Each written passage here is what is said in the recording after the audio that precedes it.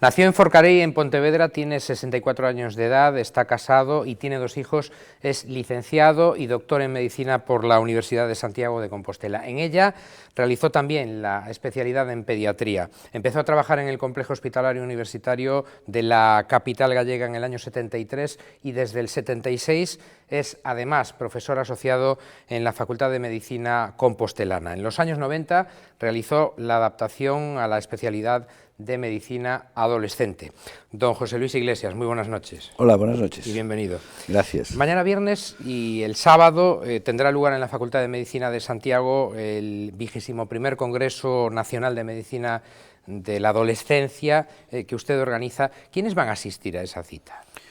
Bueno, la Sociedad de Medicina de la Adolescencia es una sociedad que tiene en este momento 23 años y ha sido creada por un grupo de visionarios hace ese tiempo, que se reunieron en Madrid y decimos, tenemos que hacer algo porque estos problemas que tenemos en la adolescencia están escapándosenos de las miras que tiene el pediatra y tampoco los quiere ver el médico general. Y entonces tendremos que hacer algo para al menos llamar la atención sobre problemas específicos. Había un hueco ahí, ¿no? Había un hueco.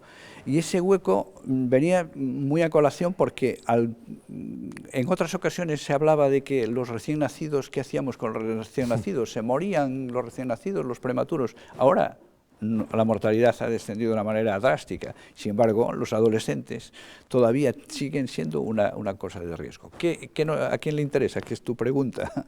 Es a toda la gente que es pediatra y que además tiene digamos, una tendencia a extender sus conocimientos hacia esa etapa que conoce tan bien porque lo ha llevado desde que es pequeño. El pediatra es una persona capacitada para ser. Son pediatras, pero también médicos de familia, psicólogos, psiquiatras, e incluso en este congreso va a participar pues, un experto en delitos informáticos que nos va a hablar del tema del grooming y del acoso informático. Es decir, luego hablamos de ello, si le parece. En cualquier caso, la especialidad de Medicina de la Adolescencia no está reconocida como tal en España, sí en otros países como por ejemplo en Estados Unidos. Exactamente, en Estados Unidos sí hay, no es que sea extensiva a todas las universidades, pero algunos de los que forman parte del grupo han estado en Estados Unidos, particularmente uno de los ponentes, y efectivamente hay algunas universidades que tienen esa especialidad. En este momento, a través de la Sociedad de Pediatría, Española de Pediatría, se ha hecho una acreditación en Medicina de la Adolescencia cuando tú has hecho una experiencia de al menos tiempo y trabajos relacionados con la adolescencia, y es lo que tenemos, pero no está mal, algo hay. ¿Le molesta que algunos califiquen a la medicina de la adolescencia como un cajón desastre? ¿Desastre todo seguido o no, separado? Sí, hay quizá una tendencia ya manida, ¿no?, a hablar de que la adolescencia es un poco desastre. Yo creo que es un periodo que hemos creado la sociedad occidental. Los masái pasan directamente de ser unos niños a ser unos guerreros, y esos guerreros lo da la pubertad. La aparición de la pubertad los transforma. Hay un ritual y se convierten en guerreros. Tienen un tiempo de guerrero y luego tienen el tiempo de trabajar, y se deja la lanza y se coge la vara y el rebaño, ¿no? Ahí no hay casi transición. Sin embargo, las sociedades civilizadas, occidentales o más, hemos creado un espacio de tiempo en que, debido a que para formar a un individuo en una sociedad occidental necesitamos más tiempo, yo creo que una de las cuestiones es que ha crecido el tiempo en que seguimos, digamos, educando, modelando, y ha aparecido una adolescencia que algunas veces se pasa de los 21 años, ¿no? Porque la voz latina adolesco significa en realidad crecer, sí, pero también humear o arder. Dice usted, sí, que eso tiene mucho que ver con los cambios psicológicos, la pubertad, la adaptación familiar y social de los jóvenes y sus consecuencias, ¿no? Es verdad, en realidad el adolescente pues es fogoso, es impulsivo, tiene esa tendencia natural a crear, ¿no? Pero también es cierto, Proust decía que si no haces las cosas locas, por decirlo de alguna manera, en la adolescencia las harás de mayor, y lo cual será, no tendrá peores consecuencias, ¿no? Y entonces yo creo que es una etapa, pues para mí es pues, muy interesante, ¿no? Decía usted que van a contar en este Congreso Nacional repito, mañana y el sábado, sí, con un experto en estos nuevos fenómenos que se producen a través de los ordenadores y de Internet, concretamente. ¿Qué es el ciberbullying? El ciberbullying es el acoso, que antes el que hablamos de acoso escolar. El acoso escolar consiste en reiteradas ofensas, tanto físicas como psicológicas o de aislamiento de unos alumnos a otros, ¿no? A otros en particular, que son sus víctimas, ¿no? Muchas veces los que acosan también fueron víctimas. Y el ciberacoso es ese mismo acoso a través de los correos y de las formas de conexión de las redes sociales de hoy, de Facebook y de otras, que pues mandan mensajes ofensivos, le dicen cosas horrorosas, algunas veces de contenido escatológico, otras veces sexual, etc. Es decir, someten al adolescente a una presión a través de la red. Y el problema es que eso tiene la capacidad de difundirlo enormemente, porque como sabes, el correo o todo esto se puede extender. Mira, que le voy a decir que tú eres, pongamos por caso, una burrada, cualquier cosa, se lo voy a decir a todos tus amigos, ¿no? O voy a colgar una foto, claro, enseñándole lo gorda que estás. Exactamente, ¿no? Bueno, para que la vea todo el mundo. Y luego está el lo que llaman grooming. Que eso le iba a decir, otro palabra. Perdón. El grooming. El grooming. No, para los que no estén muy familiarizados, sobre todo, ¿no? Es verdad, es un palabra. Los anglosajones van más rápido que nosotros y no le encontramos la cosa. Pero es un acoso, es como el ciberacoso, pero es por adultos. Y generalmente de contenido sexual. Es decir, la idea es apropiarse de esa persona, extorsionarla para obtener un resultado final sexual, ¿no? De tipo sexual, incluso al encuentro físico en un momento determinado y abuso de esa persona. Crea unas situaciones terroríficas de tensión en los adolescentes, como puedes imaginar, ¿no? ¿Pero el grooming tiene que ser a través de redes sociales? Es a través, habitualmente, el estilo es: un individuo se pone en contacto a través de una red como Messenger o con un adolescente, dice que es otro adolescente, manda una imagen de adolescente que no es. Él tiene 35 años o 40 años y intenta, bueno, hacer un diálogo que cada vez va subiendo de tono, y según la respuesta de la chica, a veces cae en la cosa: mándame una foto, yo no te conozco, la puede manipular. Luego la foto se la manda y dice: mira, si no me mandas otra foto enseñando, etcétera, esta la voy a difundir entre tus amigos. Y además son expertos muchas veces en informática, con lo cual roban los correos y no le devuelven, digamos, sus direcciones, y son capaces de manipular eso. La niña se encuentra, generalmente es chica, se encuentra en una situación difícil, ¿no? En ese Congreso Nacional de mañana y de pasado mañana van a tratar ustedes también otra de las principales preocupaciones para muchos padres, especialmente de chicas, todo hay que decirlo, ahora me dirá usted si también cada vez más de chicos, que son los trastornos alimentarios. Hablamos sobre todo, imagino, de anorexia y de bulimia, ¿no? Efectivamente, es un tema que es recurrente, parece que puede ser repetido, pero es que cada vez es más pediátrico. Es decir, que con eso quiero decir que la edad se rebaja más, ¿no? Nosotros hablábamos antes 14, 18 años, con los dos puntos así de inflexión de la anorexia nerviosa sobre todo, y ahora hemos tenido, desde estos últimos años, de los años 90, yo recuerdo bastantes casos que tenían menos de 11 años, ¿no? Caramba. 10 años incluso hemos tenido.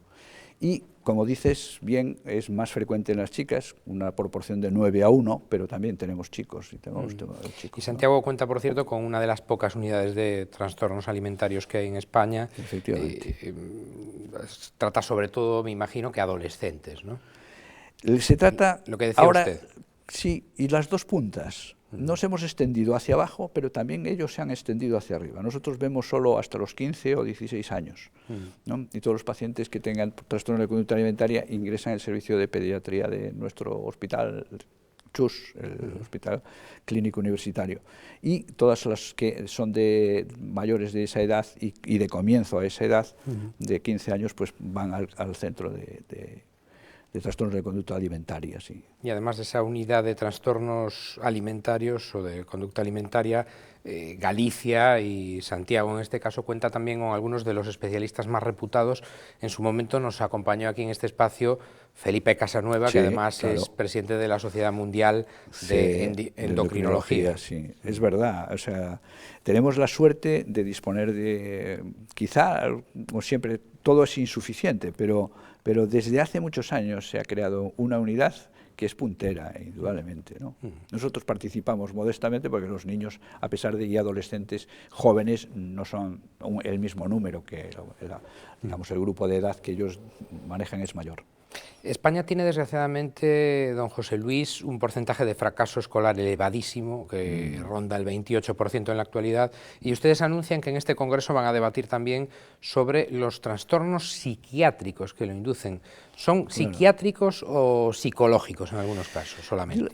Le he mandado la pelota a la doctora María Dolores Domínguez, que es profesora numeraria de psiquiatría de esta Facultad de Medicina, diciéndole, quiero que hables de los trastornos psiquiátricos que son consecuencia del fracaso escolar y el fracaso escolar que es consecuencia a veces de otros trastornos.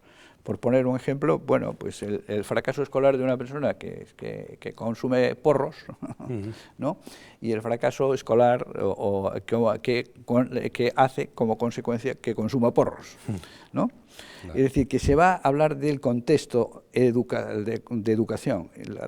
El lugar de educación es un lugar de socialización.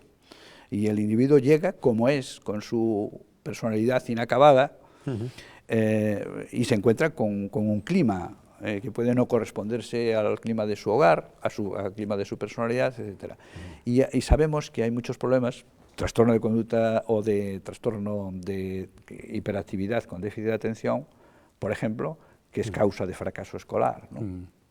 Sí. ¿Son males naturales esos que decía usted, la hiperactividad, el déficit de atención, o derivan en gran parte del entorno, del estilo de vida y también de la actitud de los padres, por ejemplo?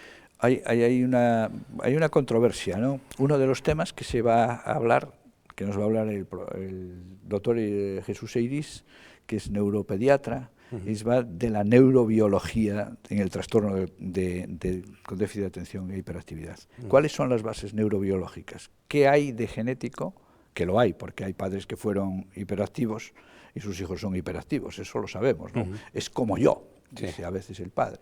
Y claro, factores de entorno, eso está claro que sí que en determinadas situaciones pueden poner digamos, en cuestión pues, una buena adaptación de un niño por las condiciones sociales en que puede vivir, ¿no? En la primera parte influye, doctor, o va a influir sin duda, otro de los invitados que hemos tenido recientemente, el profesor Ángel Carracedo, que está investigando ahora esos trastornos de hiperactividad, claro, déficit de atención, etcétera, por la vía genética, con la ayuda de la Fundación Jove. Me imagino que esta puede ser una vía muy interesante para el tratamiento después, ¿no? Claro, sabemos que si hay algunas bases genéticas, no es que vayamos a encontrar, que hoy tenemos afortunadamente una medicación adecuada y una psicoterapia que puede mejorar las condiciones de estos pacientes de manera dramática, ¿no? Pues de niños inadaptados completamente a conseguir que esos niños hagan un currículo escolar adecuado, etcétera. Pero indudablemente, conocer cuanto mejor conozcas desde las bases, mucho más fácil tendrás la actuación, incluso desde el punto de vista farmacológico, desde el punto de vista de inducir tratamientos cognitivo-conductuales, etcétera, ¿no? Veo que el Congreso tiene un menú amplísimo, bueno, ya lo estamos viendo todos en esta entrevista. Hay algo que me ha llamado especialmente la atención, que es la patología del adolescente deportista, que es alguien que tiene obsesión por la práctica del deporte. Claro, a ver, siempre decimos el deporte, la gente haga deporte, no hay nada que objetar, ¿no? pero son idóneos todos los deportes para una tipología de niño. Por ejemplo, yo que soy enormemente fuerte, gordo y tal, ¿no? Como para, no estaría muy indicado que me dedicase a la halterofilia, ¿no? ¿No? Ni soy lo suficientemente alto para jugar a baloncesto, aunque los hay pequeños, creo. Pero la cuestión se trata de que tengamos información, sobre todo los médicos, porque esto va para nosotros, médicos, estudiantes y tal, que hay que tener una preocupación sobre cuáles condiciones físicas que tiene que tener un niño para practicar deporte. Ningún niño debe de ser excluido, salvo patología muy grave, de hacer ejercicios. Todos sabemos que es saludable, no hay que repetirlo. Sin embargo, muchas veces, desde la utilización del calzado, desde la mal utilización de las técnicas, pues coger una raqueta mal pues puede ser fatal para un codo, ¿no? Etcétera, etcétera. Y a eso es lo que quiero que el doctor Cairo que nos explique en un taller con la participación probablemente de su hijo, adolescente, que será, digamos, el que podamos hacer la exploración, cómo le exploramos una rodilla, cómo vemos cómo es el pie, qué tipo de movimientos y qué aspectos tenemos que concretar. Pues sin duda el doctor Cairo, José Ramón, sí. Que es además buen amigo mío, sabe mucho de eso porque además hace nada ha sido también segundo médico del Obradoiro Blues Monbús de baloncesto de Santiago exactamente. Y está más que nadie familiarizado con las lesiones deportivas. Hablemos de otros leitmotivs del Congreso, esto ya es terreno espinoso, la anticoncepción. Claro. Se meten ustedes ahí en un terreno complicado. El primer capítulo es prevención y teníamos tres posibilidades. Quisimos hacer una cosa diversificada. Una es las vacunas, porque a los pediatras los vacunamos muy bien a los niños pequeños. Llegan a la adolescencia y ya casi nadie se acuerda de qué vacunas tiene que tener, ¿no? Y hay que vacunarlos igual. Es cierto. Luego tenemos el tema de la prevención de los trastornos de la conducta alimentaria, que sobre todo se va a hablar de prevención, ¿no? Como ya hablamos de ello. Y lo siguiente, de la anticoncepción. Estado de la cuestión. Es que es importante saber ¿Cómo están las cosas? ¿Cómo están las cosas? Es decir, que tenemos desde las disposiciones legales que existen, contradictorias a veces rarísimas, ¿no? Una niña se puede, con el permiso de su padre, casar a los 14 años, una niña puede tener relaciones sexuales que no sean consideradas como digamos, violación ni nada con una persona mayor si hay consentimiento, a los 13. No votan hasta los 18.